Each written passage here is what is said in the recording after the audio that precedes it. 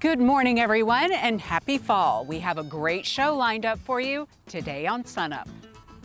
As a government shutdown looms in Washington, our ag policy expert here in Oklahoma helps us understand what a standstill could mean for Oklahoma producers. Then another dollars and cents topic, mapping out the costs associated with raising a cow. And it's Land Grant Week at Oklahoma State University, why that mission is fundamental for our state. We'll have all that, plus a look at the cattle markets and your Mesonet weather report. Grab your cup of coffee because an all-new SUNUP starts right now.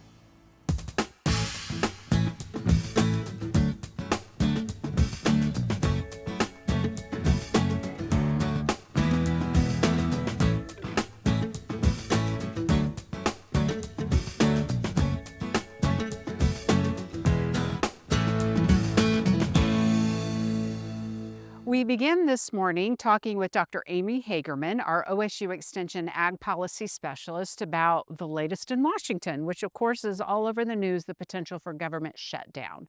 What is the scenario this year? So every year in September, we get to have this conversation about will we get a government shutdown or won't we? What would the length of that look like? And, in the past, it's maybe just been over a weekend, a very minimal disruption. This year, the scenario does look a little bit different. So as you know, there are 12 appropriations bills, and they can pass in segments, which could keep portions of, for example, the Department of Justice or the military active and in place, even as other government agencies like the U.S. Department of Agriculture would shut down because of a lack of appropriations. So we're in a situation this year where agricultural appropriations have not passed at this point. Now, the House did pass a continuing resolution that would fund the government through November. And what this means for agriculture is that we would be able to continue operations while these appropriations discussions are ongoing. However, the Senate did not pass that measure, which means that with House in recess until October 7th, we are probably looking at a short-term government shutdown unless something unexpected happens in the Senate. If that scenario happens, which it kind of seems like we're headed that direction, it's just a few days away, what does that mean for Oklahoma producers? So that would mean you wouldn't have access to those offices, those USDA offices in that window of time. So any kind of business that needs to be done with USDA in those first few days of October, you would want to make sure you've made your appointment, gotten into that office and taken care of that business before that date. Because if you show up in that window of time, the office is not going to be open to be able to service. Okay, what is the likelihood they will get an actual budget in the next couple of months or whatever time frame that would be reasonable? So we have seen these movements kind of happen quickly in the last hour in the past. And so that is a possibility, probably a low probability possibility at this point. But seeing something happen in the next few months, the next few weeks, hopefully a continuing resolution being in place, and that continuing resolution would take us forward a couple of months to be able to finalize these appropriations is more likely. Now, we've seen these continuing resolutions carry us forward to November and December, even March and April of the next year before appropriations are in place. If these offices are shut down, it is not like, oh, I'm out of office on vacation, I may be checking email. They truly have to stop working. So legally, they have to stop working. They do not have authority to work without these bills in place. And so that means they can't answer emails. However, there is an exception here. So if you are considered a mission critical employee, inspectors being an example of that, then they can continue to work. I think it's important to understand that they're not guaranteed that they will be paid for working in that window of time because we don't have a budget for the government for that window. But generally speaking, once a budget has passed and we're back in business in those offices, they will be paid retroactively for their time. All right, let's switch gears a little bit, but on a related note, the Farm Bill. What does this mean for the Farm Bill, this time period? Kind of where are we at and what are you telling producers? So there were some discussions and maybe some hopes of having what was called a skinny farm bill by September 30th, which is the expiration date for the latest extension of the 2018 Farm Bill. Now, in July, we had the One Big Beautiful Bill Act, which extended the authorizations for key programs in the Farm Bill: the commodity programs, crop insurance, nutrition programs, conservation. These all got deadlines that extended out our authorizations that extended out until 2031. And so for those programs, we won't see any disruptions from this September 30 deadline.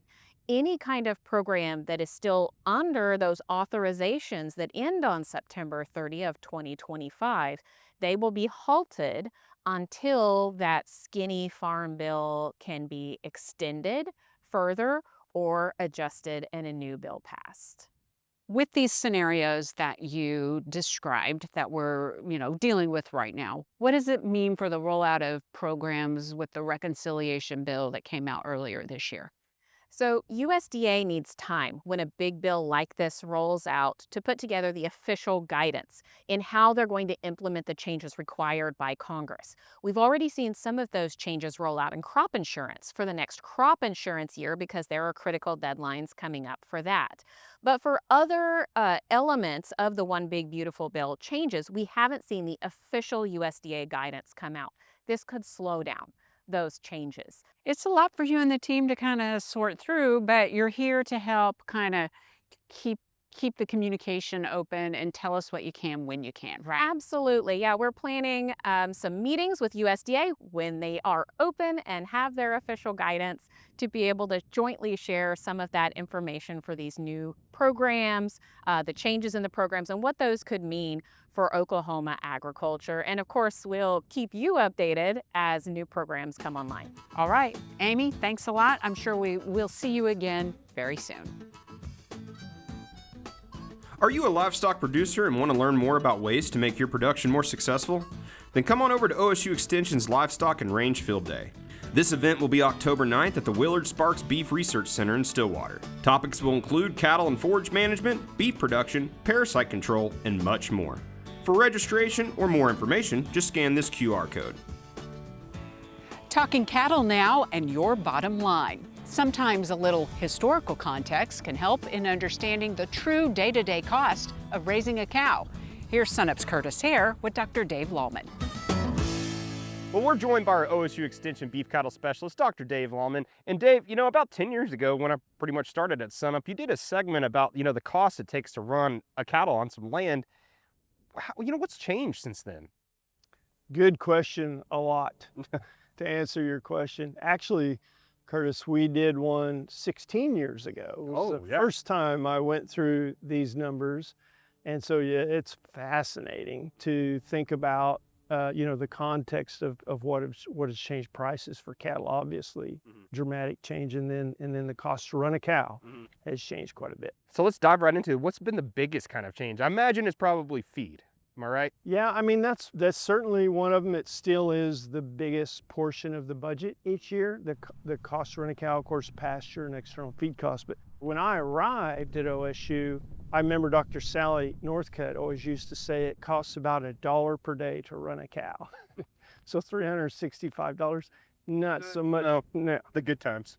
2010, it was $615 per year to run a cow. Now that includes all of the costs, fixed, variable costs. The only thing we didn't include in that is the operator labor if you were going to pay yourself and you had the good fortune of, owning the operation or being the primary manager of it.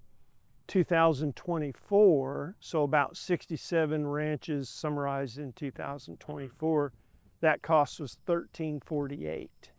So within $2 of being exactly double of what it was back in 2010. So that's pretty interesting. Yeah. You asked about feed. In 2010, feed was about $360 of the annual budget.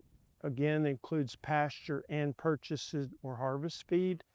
In 2024, it was $684. So if you do the math, that's not quite 50%, or not quite double. Yeah. Right? And so actually the pasture and feed costs hasn't gone up as much as all the other expenses have. Now, they've gone up a lot, don't get me wrong, but double would be 720 and it's 684 right now. And what about pasture? Is it pasture conditions at all like that are impacting this? Well, they will. I mean, in drought years, you're going to have higher feed expenses, which includes pasture and purchase harvest feed, because you may have to go buy hay to get your cows through or concentrate feed or whatever. But it's interesting, if you break out the pasture portion of the budget since 2010, the pasture costs, if you're leasing pasture to graze, haven't gone up as rapidly as the other feed costs and interest and labor costs and machinery costs and so on. So that's interesting. It seems like the leasing rates are maybe a little bit behind the other costs associated with cow-calf enterprise. Now, here is the real shocker, I think. In 2010, average weaning weights, and back then they had about 107 operations in the data set. So it's a nice big data set. The average weight of calves sold, now that includes steers and heifers that were sold right around the time of weaning, was 576 pounds. In 2024, the average weight of calves sold was 553. So they've gone down. Maybe not much because they bounce around from year to year, but if you look at the data over time and you plot every single year, calf weaning weights in many parts of the country, particularly our part of the country, they're not increasing at the ranch level if you just look at phenotypic weaning weights. And why is that? Because I'm obviously, even with high feed costs, that doesn't mean that producers aren't going to supplement feed and get their cows to the weight that they need to be at. So what do you think is happening? We have more and more data over time that ranch environment is limiting the genetic expression of growth, at least at weaning. Now, I think the buyers know that when those cattle get to the feed yard, they just explode in terms of growth because you've taken the lid off of the environment by providing them with a high quality diet 24/7.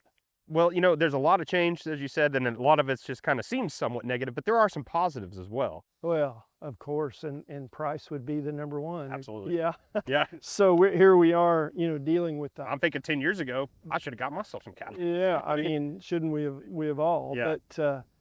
But last week at OKC West, and if we average the steer and heifer price, much like these large data sets I'm telling you about, the average price last week would have been $412 per hundredweight of calf weaned. In 2010, that was $110. So they nearly quadrupled in calf price. And then in 2024, just last year, they were only $280.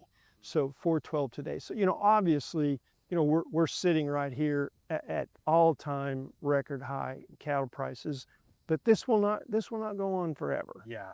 And so I think, Curtis, one of the big take-home messages is for people to know what's going on at their operation. Know your costs of production. Know if your calf weaning weights are going up or if they have stabilized. And if your calf weaning weights have stabilized over time, it's probably time to shift your focus more to controlling cow costs rather than focusing on trying to swim upstream and increase calf weaning weight, because that's going to be more expensive. Yeah. And of course, there's so much to get into, and you're actually going to be you're going to be starting a new series about this topic, and we'll have you on in a couple weeks. And this will be hopefully something that just kind of continues on just to help producers, right? Yeah, you bet. It's time of the year we're starting to think about what are we going to do to supplement our cows and try to hold those feed costs down. So you bet. Happy to get into that. All righty, thanks, Dave. Dr. Dave Lalman, OSU Extension Beef Cattle Specialist here at Oklahoma State University.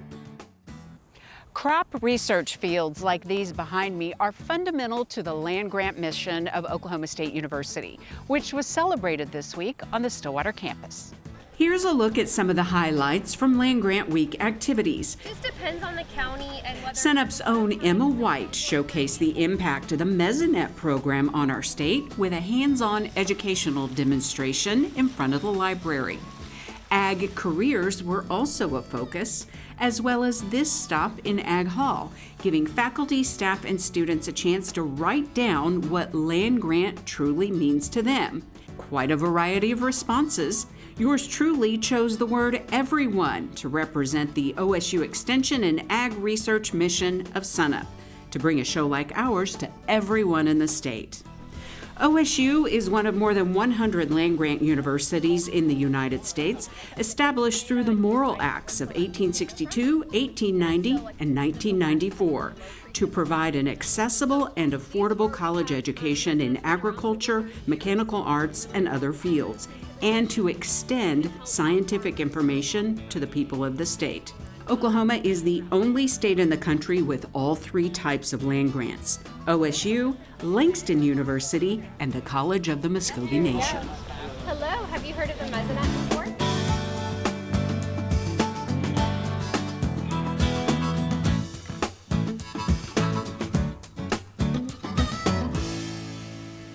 Hello, Oklahoma. Emma White here with your weekly Mesonet weather report. Last week we discussed the ideal conditions for planting and emergence of winter wheat, and this week we'll spend a few moments discussing how to navigate the Mesonet to find winter wheat monitoring tools. Even just monitoring weather conditions is important throughout the growing season. If you go to mesonet.org, you can change the location to one nearest to you and see the weather for that area. More weather information can be found under the tab Weather, which includes maps such as rainfall and temperature, and forecasts can be found under the Forecast tab. From this page, if you click the tab Agriculture at the top, and then click Crops, you'll see the wheat icon. Within wheat, there are several products for decision making.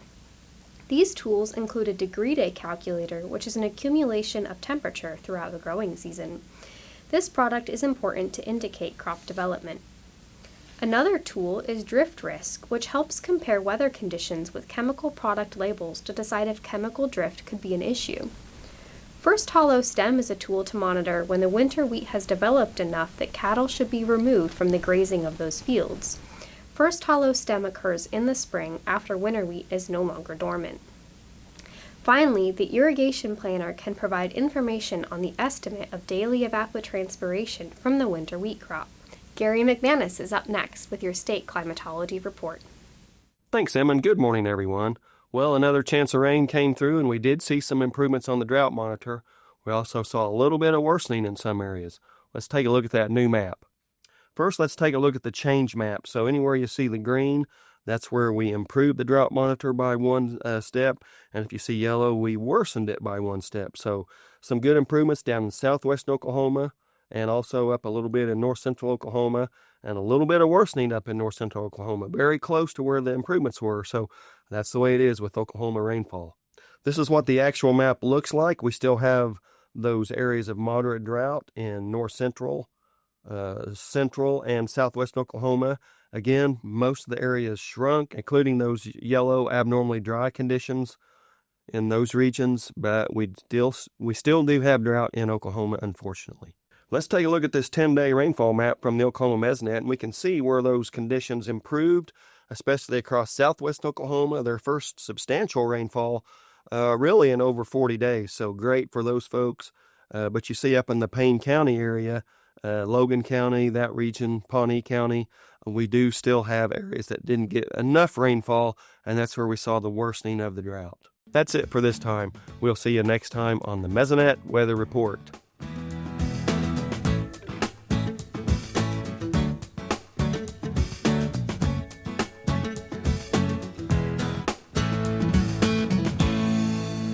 Now with Dr. Derrell Peel, OSU Extension Livestock Marketing Specialist. And Derrell, you just got back from Canada. How was your trip? It was a great trip. We got to see a lot of country, a lot of Canada, as well as the northeast part of the U.S. Awesome. Well, we're glad to have you back here in Oklahoma. You bet. So looking at Oklahoma, we're kind of moving into fall now. What's the fall run of stocker calves going to be like?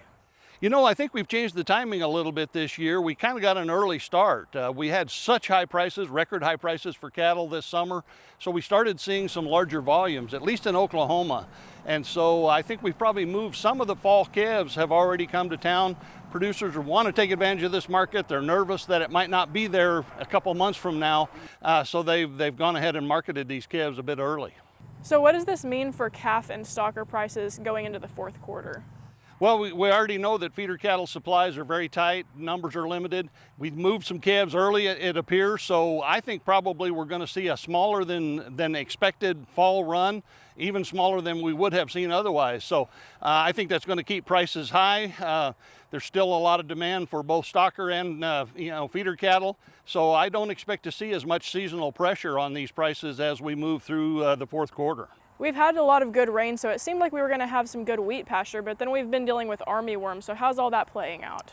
Well, it's always a challenge in the fall when you do early planted wheat. Armyworms is an issue, so producers have to stay on top of that. But the prospects are that we're going to have pretty good wheat pasture, so I think there'll be quite a bit of demand, maybe more wheat pasture available than there really is cattle to place. So it'll be interesting to see how things play out this fall. So speaking of pests, there was an announcement that the New World screwworm was found about an hour south of the Texas border. How is that going to impact us if it makes it into the U.S.? You know, we've been watching this for many months now. Concerned, the threat is there. It's getting closer and closer. So we're trying to be prepared. There's a lot of actions nationwide in the states that are most likely to be affected, including Oklahoma. So, we're trying our best to be prepared for it. Market impacts are probably not really the biggest issue. It's going to be mostly a management issue. It costs a lot to deal with this pest. It takes a lot of labor and a lot of attention on these cattle and, to monitor for the pests and so on. So at all levels, from producers all the way to the federal government, it's a continuing threat. We'll have to keep a close eye on it going forward. Yeah, so what should producers be doing in the meantime while they're kind of waiting? Obviously, keep an eye on things. If you see something suspicious, you need to follow through with that and see if, make sure we don't inadvertently find it in places we're not expecting it. Yeah, well, hopefully we have a good update in a couple of weeks, Derrell. Okay. We'll see you then. A reminder for you about the upcoming 2025 Cowboy Stampede, which is OSU's annual rodeo. This event is October 2nd through the 4th at the Payne County Expo Center in Stillwater. Each evening's performance features 9 events with students from different universities competing as individuals and as teams. Tickets are $10, but kids get in free. For more info about the Cowboy Stampede, just scan the QR code on your screen or check out the SUNUP website.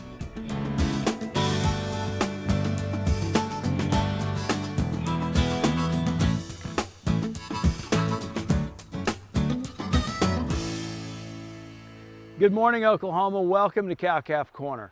Our topic this week is anaplasmosis. I've had a couple producer calls in the last couple weeks. Some people have lost some cows, and so we go back and revisit this topic. Anaplasmosis is a disease that gets carried by flies and ticks. Those that take a blood meal off one cow and potentially go take another blood meal off another cow can spread anaplasmosis. In a best case scenario, we're going to see outbreaks where our cows begin to get sick, maybe have abortions, maybe act lethargic. We could potentially bring them back with some antibiotic treatment. In a worst case scenario, typically we know that we've got an anaplas outbreak when we start seeing dead cows. On the upside, anaplas typically only impacts cattle that are 2 years of age or higher.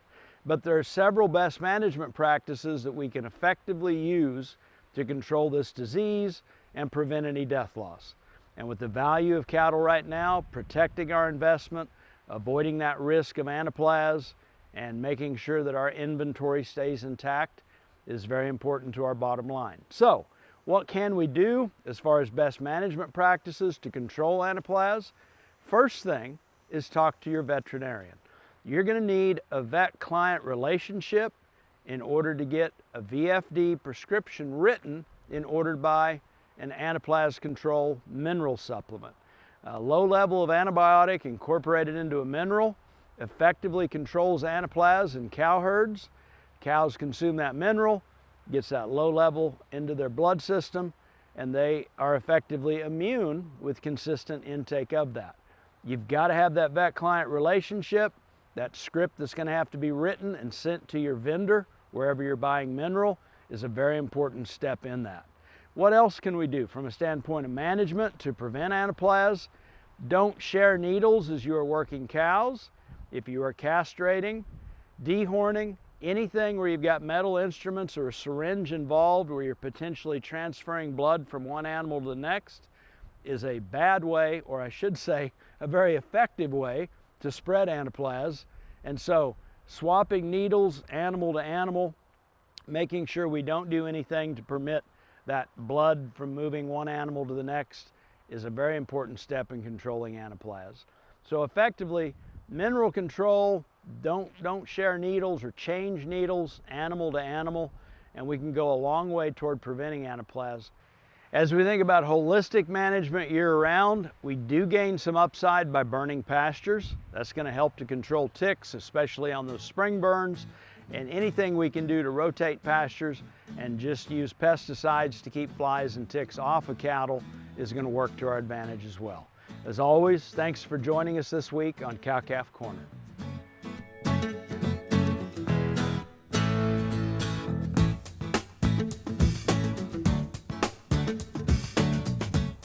That'll do it for our show this week. Remember, you can see us anytime on our website and stream us anytime on our YouTube channel, youtube.com/SUNUPTV.